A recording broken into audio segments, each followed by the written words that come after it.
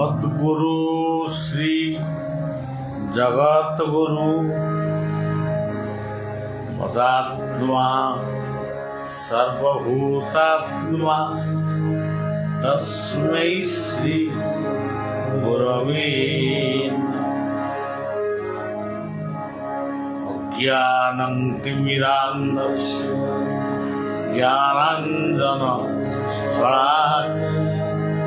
चक्षुर्मिलितं येन तस्मै श्री गुरवे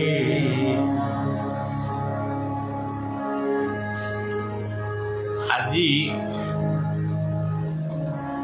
ধর্ম বিভিন্ন রূপরে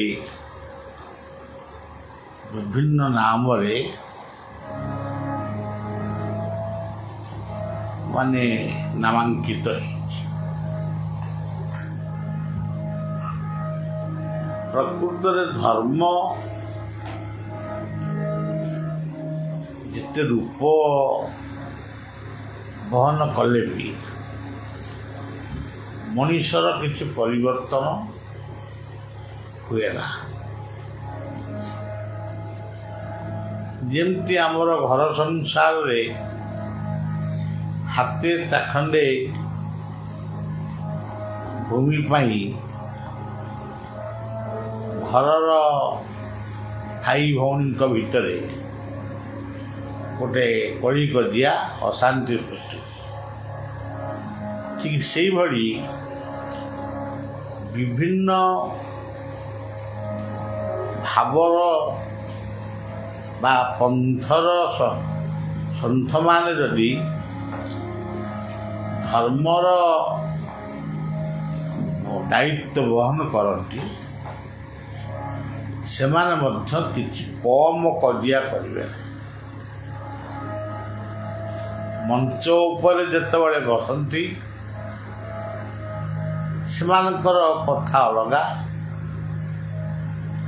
जेहेतु तांकर साधना नहीं किंबा अनुभव नहीं किंबा से कथा को से किछि भावी ना तेणु तांको भितर सही भाई भगारी भावनाटा रहे। ता न होइथिले आज पृथ्वी रे धर्म धर्म को आक्षेप करी रक्त मध्य से बुआई दौची। धर्म से नुहे आमे धर्मर ना सब कहूँ क्यों नामटी धर्मर प्रकृत नाम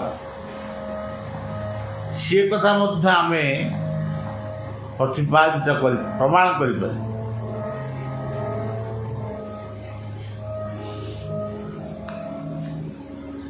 विश्वावसुंकर जंगल रे बा विश्वावसु जो जंगल रे रहउथिले से सबर धर्म रक्षा करी से गोटे मूर्ति पूजा करते। विद्यापति ब्राह्मण से जंगल विनोद जाइए जंगल बुलिया राति हो जाइए विद्यापति कौटी रहिबे से ब्राह्मण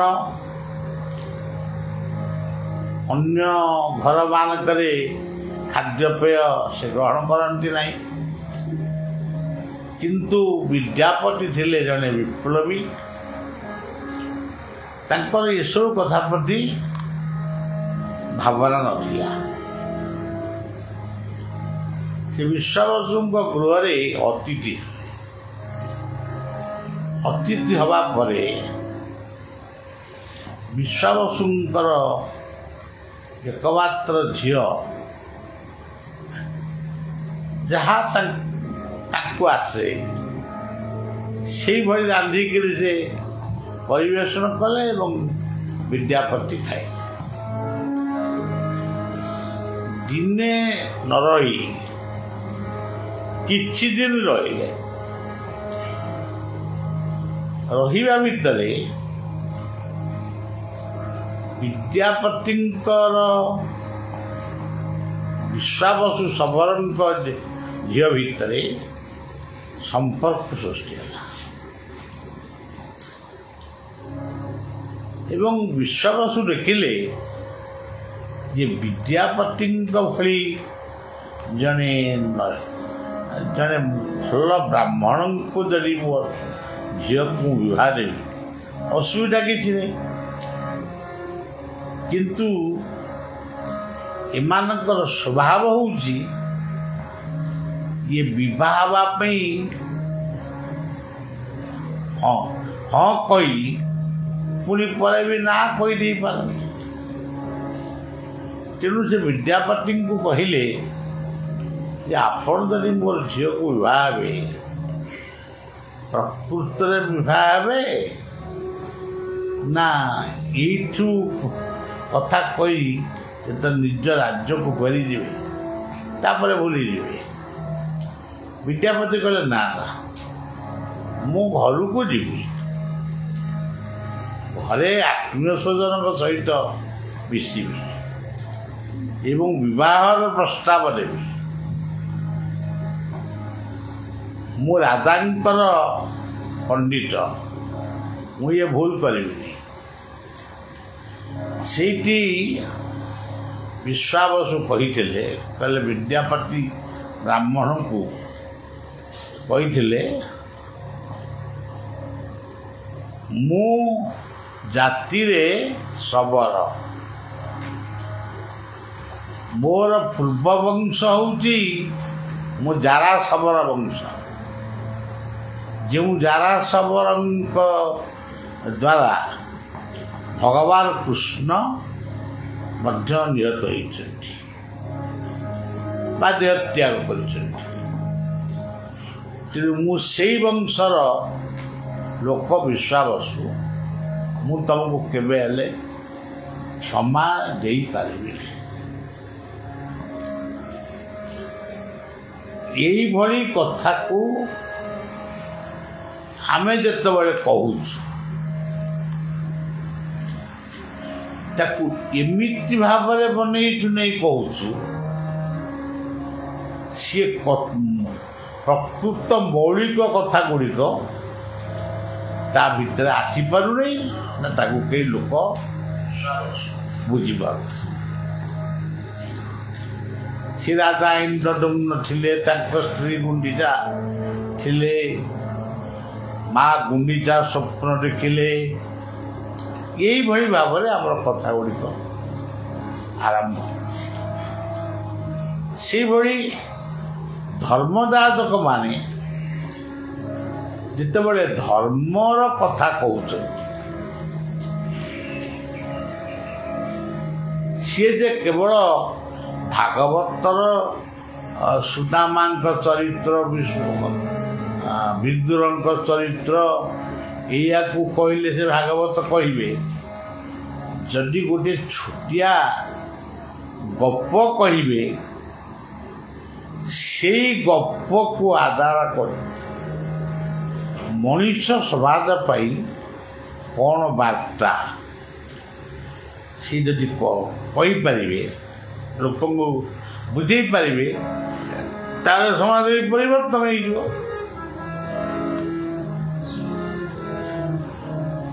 ସେଇ ଗପ ଭିତରୁ ବଳିଆ ବି ଗୋଟେ ଗପ କହେ, ଯୋଉ ଗପ ଆପଣମାନେ ଜାଣିଛନ୍ତି। ଟୁଆଁ ଟୁଇଁର ଗପ ଗୋଟିଏ ଆମ ଓଡ଼ିଶାରେ ପ୍ରଚଳନ। ଟୁଆଁ ଆଉ ଟୁଇଁ ଇଏ ଦୁଇଟି ଭାଇ ଭଉଣୀ ଜଙ୍ଗଲ ଭିତରେ ଥିଲେ। ସେଇ କଥାକୁ ନେଇ ଯଦି ଆମେ କହିବା, ଟୁଆଁ ଟୁଇଁ କହିଲେ ଜୀବ ଆଉ ପରମ, ଜ୍ଞାନ ଆଉ କର୍ମ, ଭାବ ଆଉ ଭକ୍ତି, ସେବା ଆଉ ନମ୍ରତା, ଏଇ ଦୁଇ ଭାଇ ଭଉଣୀକୁ ନେଇ ଆମେ ସମସ୍ତେ ସଂସାର ରୂପକ ଜଙ୍ଗଲରେ ରହିଛୁ।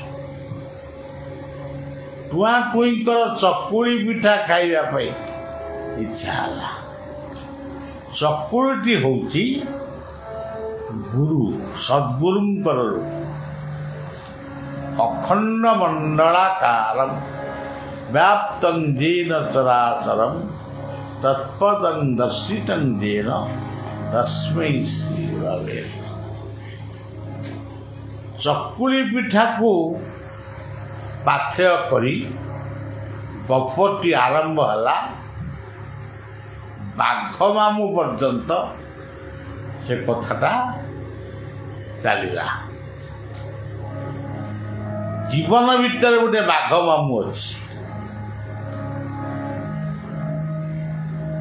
ମାୟା ଆଉ ମୁଙ୍କାର ରୂପକ, ମାୟା ମୁଙ୍କାର ଆଉ ଈର୍ଷା, ଇଏ ତିନୋଟି ଯାକ ମିଶେଇ ଦେଲେ ସିଏ ହୁଅନ୍ତି ବାଘ ମାମୁଁ। ତେଣୁ ବାଘ ମାମୁଁ ପର୍ଯ୍ୟନ୍ତ ଏ କଥା ଗଲା। ଶେଷରେ ବାଘ ମାମୁଁଟି ଟୁଆଁ ଟୁଇଁଙ୍କ ପାଖକୁ ଆସିଥିଲେ। ଟୁଆଁ ଟୁଇଁ ସେତେବେଳେ ପିଠା ଖାଇବା ସାରି ଦେଇଥିଲେ। କିଛି ଗୋଡ଼ି ଫୋଡ଼ି ମିଶେଇ ଗୋଟାଏ ଚକୁଳି କରି ଥୋଇ ଦେଇଥିଲେ। ତାଙ୍କୁ ଯେମିତି ଖାଇଲେ ତା ହାତ ଭାତ ଭାଙ୍ଗିଗଲା। ତାର ଅର୍ଥଟି କ'ଣ?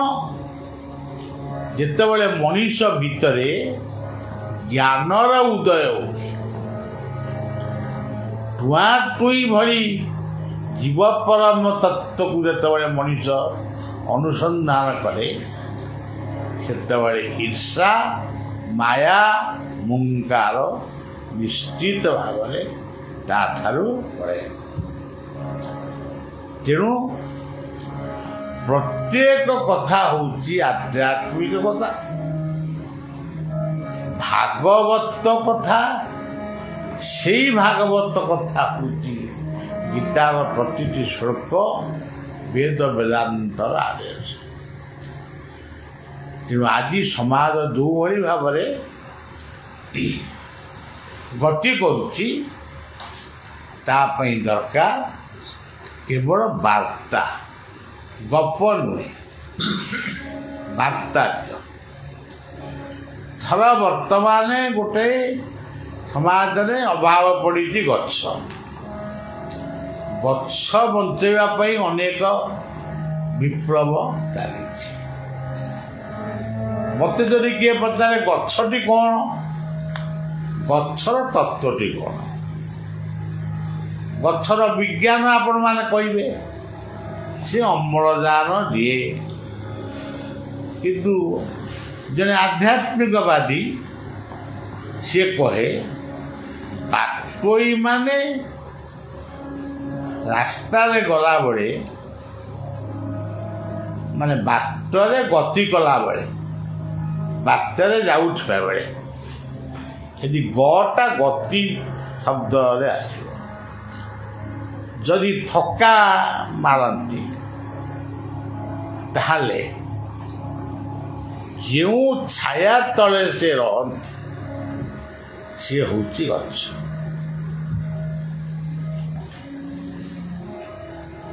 ଏଇ କଥାଟାକୁ ଯଦି ଆମେ ଆଉ ଟିକେ ଚିନ୍ତା କରି କହିବା, ପ୍ରତ୍ୟେକ ଜୀବନର ଗତି ଯଦି ଅନନ୍ତଙ୍କ ଛାୟା ତଳେ ବିଶ୍ରାମ ନିଏ, ସେଇ ଜୀବନ ପ୍ରକୃତରେ ଗଛର ଫଳକୁ ପ୍ରାପ୍ତ।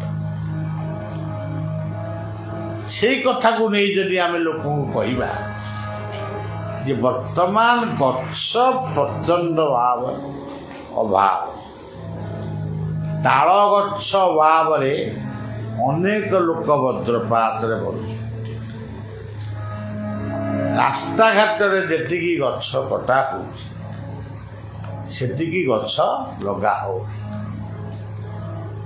ତେଣୁ ଯାହା ବି ହଉ ଖାଲି ଆମେ ହରେ କୃଷ୍ଣ କି ଜୟ ଗୁରୁ କି ରାମ ରାମ ଶ୍ୟାମ ଶ୍ୟାମ ଏମିତି ଗୋଟେ କହିଲେ ସମାଜ ପରିବର୍ତ୍ତନ ହେବ, ତାହା ମୋ ମନ ଭିତରକୁ ସେଟା ଆସୁ।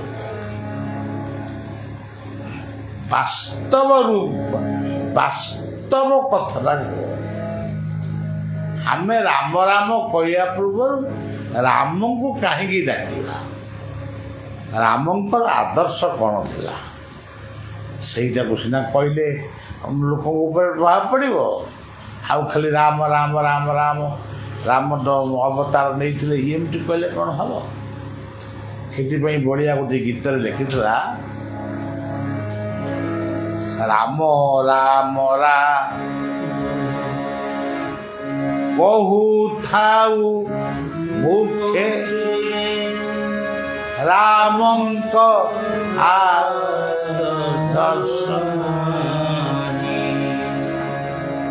Ram Ram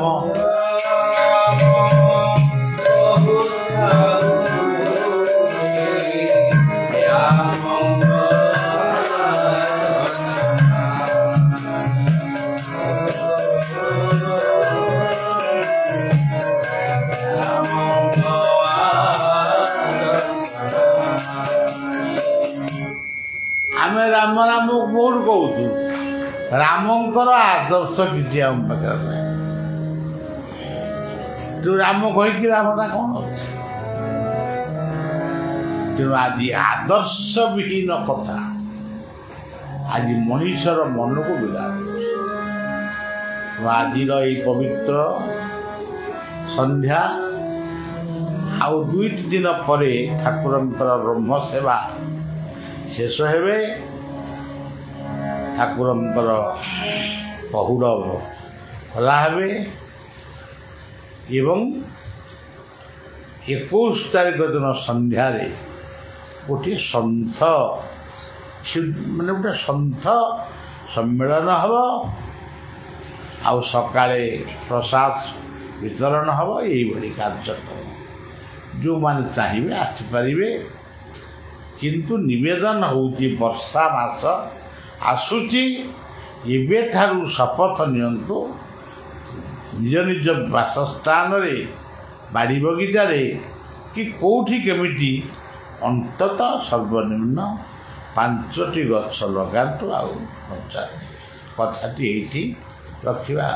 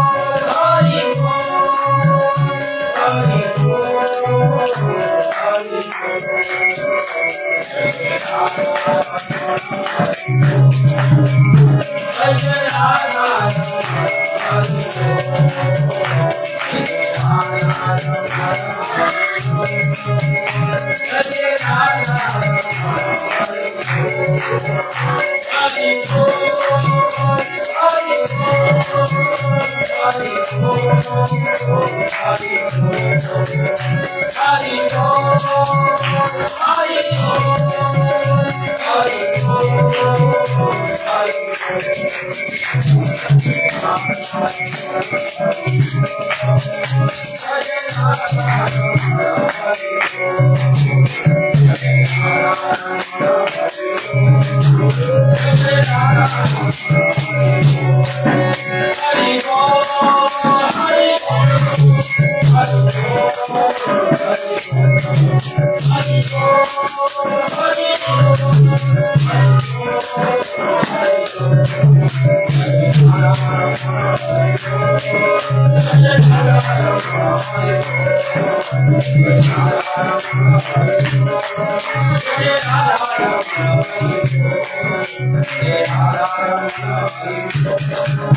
Jai Radha